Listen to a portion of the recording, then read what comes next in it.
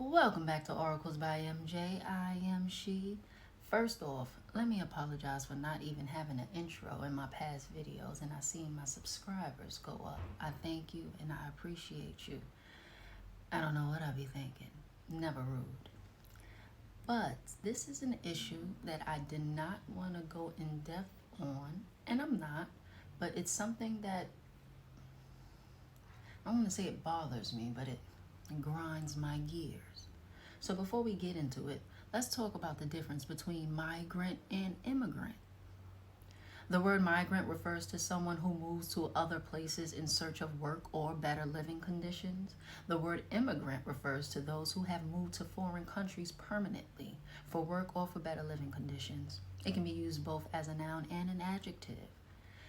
I had to understand the difference, okay? Immigrants, in layman's terms, they come here legally. They come here with a plan, Migrants, on the other hand, it's like they come here with their hand out, expecting. And that's where it rubs a lot of U.S. natives wrong.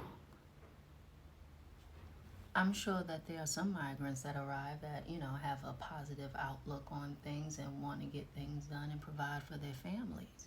On the other hand, it's not 100% of the migrants that feel this way. Some of them are out here with their hands out. I feel for the children. I don't feel for the adults as I do for the children. Here in America, there's always a process, whether it's us getting the things we need or the things we want. There's a process. So what's up with skipping the process of becoming a legal immigrant? What's up with that? And then the migrants that come here, they don't have no benefits. It's not like they can get unemployment. I just don't understand. It's just repeating itself. Check this video out. I didn't share the whole hour video, but I snipped out the important parts that I thought were important. Check it out.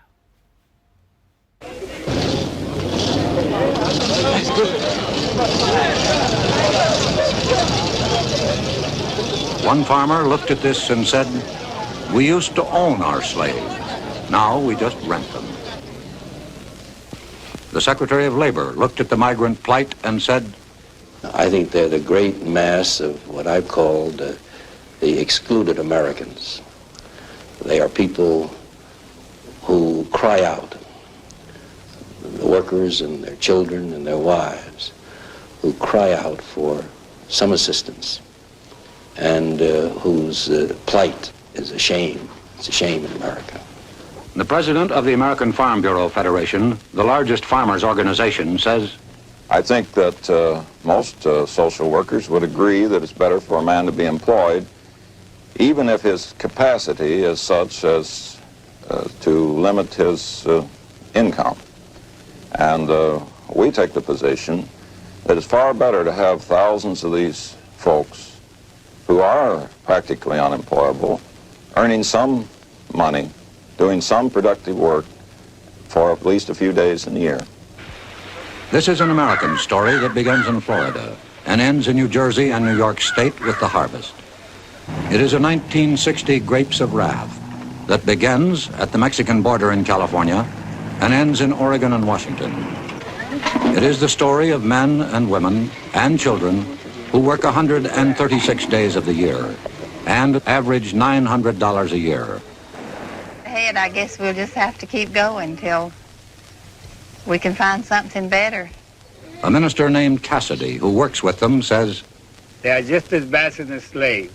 Only on name they are not a slave, but in the way they are treated, they are worse than the slave. And somebody has to make thousands of dollars out of his sweat. Is that a slave or not? they are the migrants, workers in the sweatshops of the soil, the harvest of shame.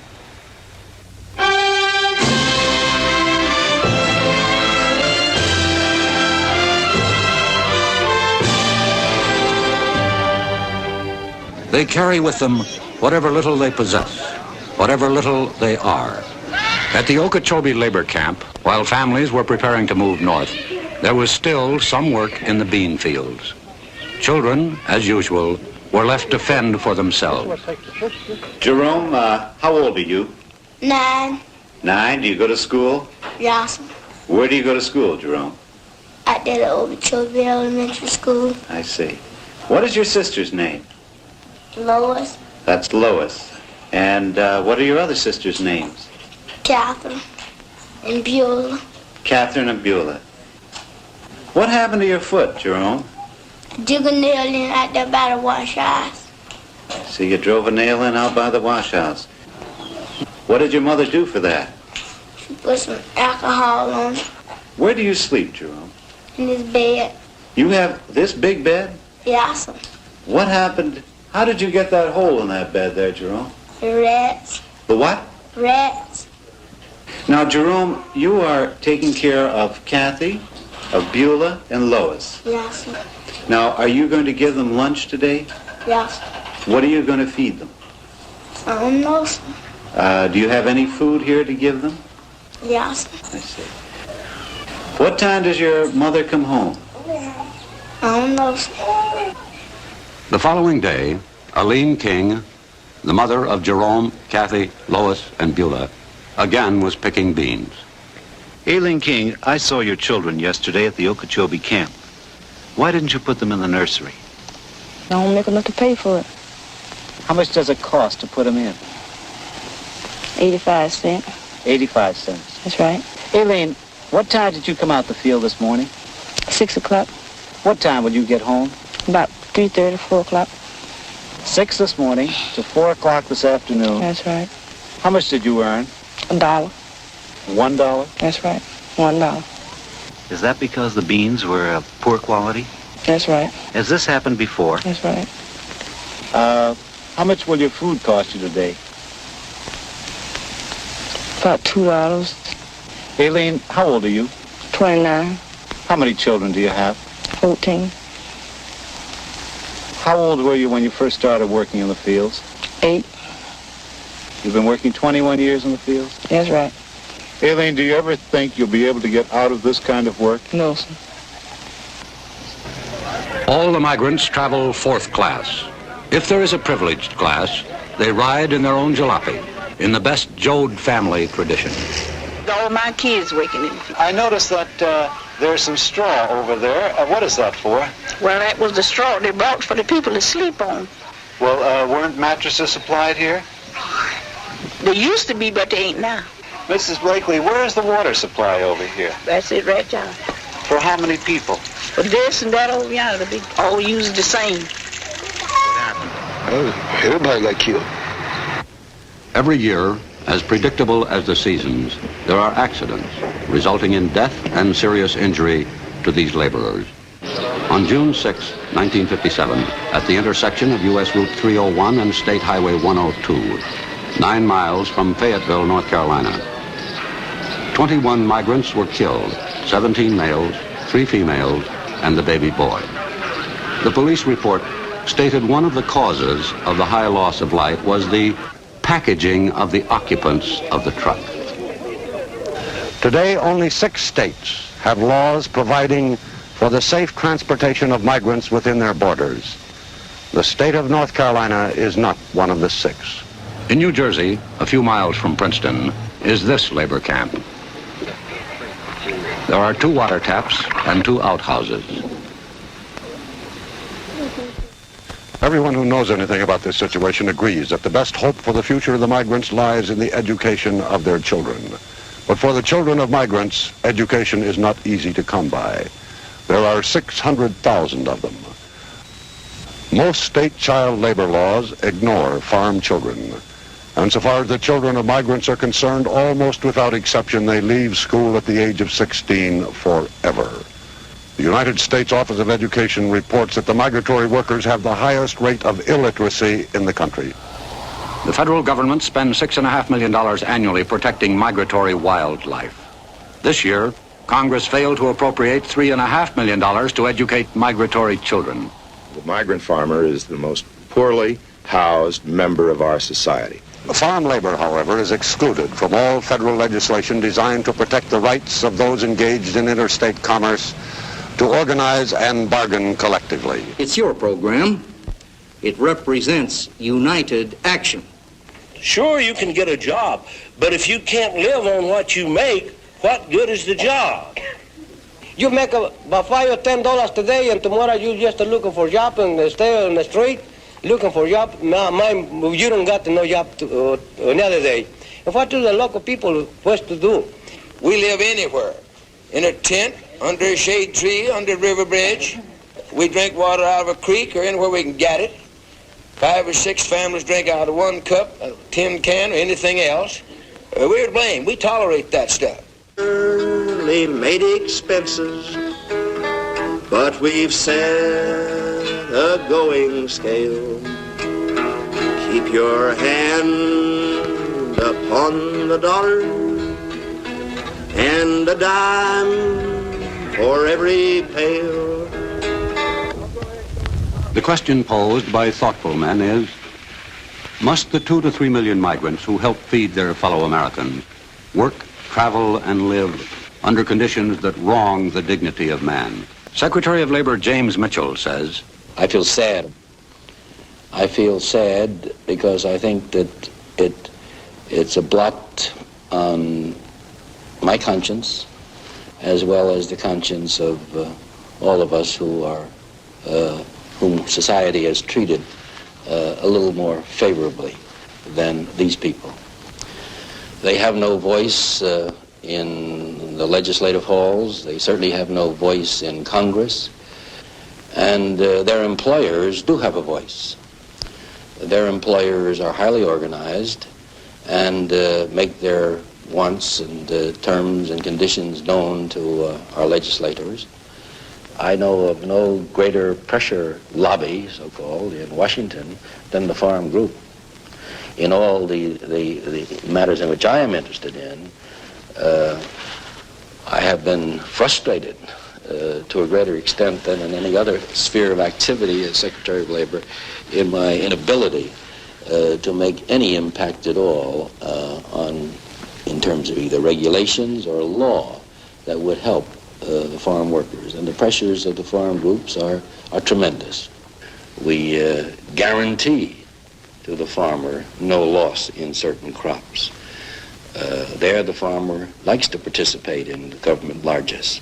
But Lord help the fellow like myself who dares suggest that perhaps the government should do something about the workers that work on farms. It seems to me that in our kind of a country, we no longer quarrel with the idea that a man is worthy of his hire, a fair day's work for a fair day's pay.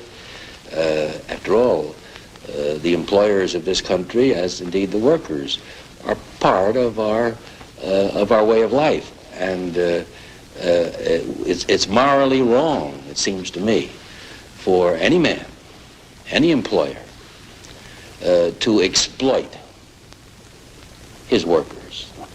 In this day and age, I don't think we should tolerate it. As a citizen, in or out of this office, I propose to continue to raise my voice until the country recognizes that it has an obligation to do something for them. And while men of goodwill seek to right injustice, the migrant, the lonely wanderer, the outcast, is trapped in the stream.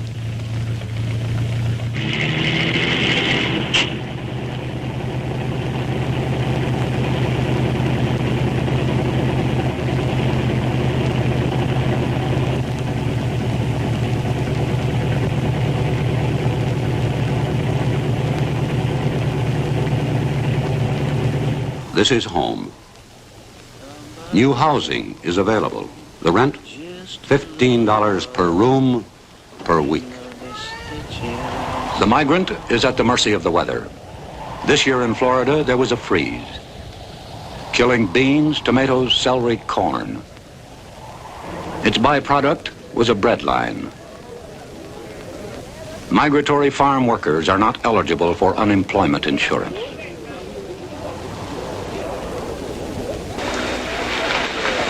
This happened in the United States in 1960.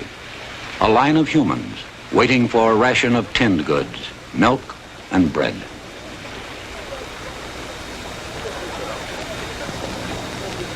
The Secretary of Labor says, for the rest of my life, in or out of office, I propose to do something for them. A hardened newspaper man says, for the rest of my life, I will do what little I can to help.